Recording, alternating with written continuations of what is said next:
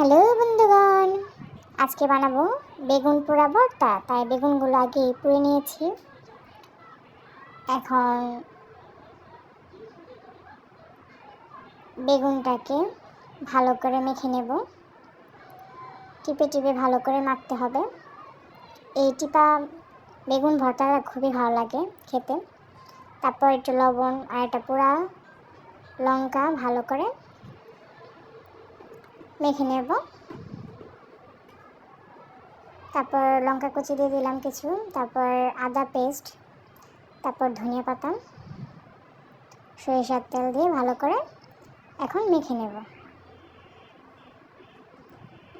গরম গরম ভাত আর এই পোড়া ভর্তাটা খেতে খুবই অসাধারণ লাগে। এই তো দেখুন কত সুন্দর হয়েছে, দেখেই জিভে জল আসছে। এই তো রেডি হয়ে গেল বেগুন পোড়া ভর্তা।